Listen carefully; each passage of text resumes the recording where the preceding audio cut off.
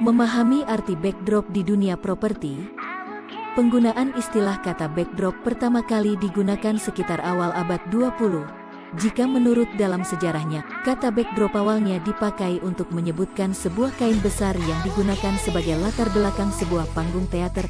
Kain tersebut biasanya dibubuhi gambar dengan menggunakan cat yang digunakan sebagai penguat cerita dari sebuah pentas teater. Di dalam istilah populer di Indonesia, backdrop yaitu sebagai suatu hiasan cantik pada dinding, pembatas ruangan, atau permukaan sejenis. Kata-kata backdrop ini sering ditemui di dunia fotografi dan videografi. Bila di dalam dunia desain interior, menurut arti penggunaannya, backdrop merupakan hiasan atau ornamen yang menarik dan diaplikasikan pada dinding, pembatas ruangan, atau permukaan sejenisnya. Ornamen-ornamen yang diaplikasikan bisa dengan cara digantung, dipaku, ditempelkan, atau menggunakan cara-cara serupa. Material apa saja yang bisa digunakan untuk membuat backdrop? Ini dia beberapa material yang sering kali digunakan sebagai backdrop. Selain kain, kayu bisa menggunakan material lain seperti kayu, cermin, kulit, material beton, semen atau gipsum. Kita akan coba menjelaskannya setiap materialnya. Yang pertama yaitu kain. Dalam pengaplikasiannya, kita juga dapat mengkombinasikan beberapa kain menjadi sebuah susunan yang cantik. Akan tetapi, hal yang perlu dicatat adalah pastikan tempat pemasangan kain tidak lembab. Area lembab bisa membuat kain cepat berjamur dan rusak.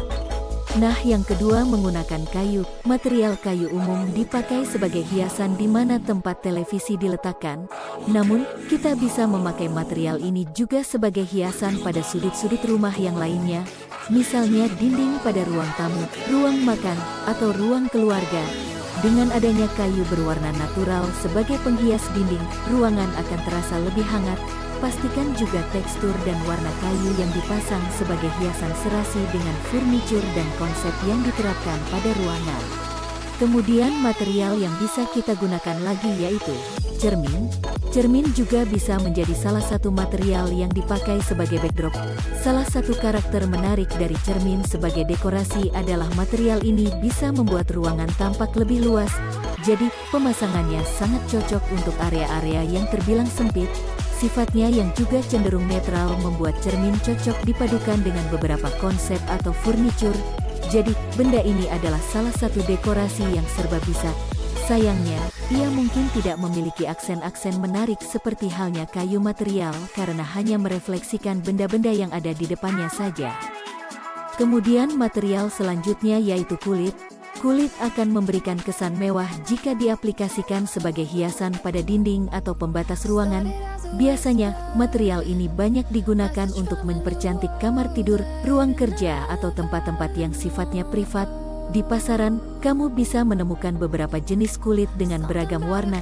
Tiap jenis kulit juga punya tekstur yang berbeda. Baiknya, warna dan tekstur kulit yang akan dipilih diselaraskan dengan furnitur-furnitur yang akan diletakkan di ruangan. Nah, kemudian material lainnya yaitu beton. Untuk penggunaan material yang satu ini sebagai backdrop tidak bisa serta-merta kita pasang begitu saja seperti material yang disebutkan sebelumnya. Biasanya beton yang akan difungsikan sebagai salah satu sudut dekorasi yang perlu untuk dibangun seperti halnya membuat tembok. Jadi, apabila tertarik mengaplikasikan material ini, pastikan merencanakan di awal pembangunan rumah atau ketika melakukan renovasi. Sebagai dinding penghias, beton juga sangat kental dengan konsep industrial.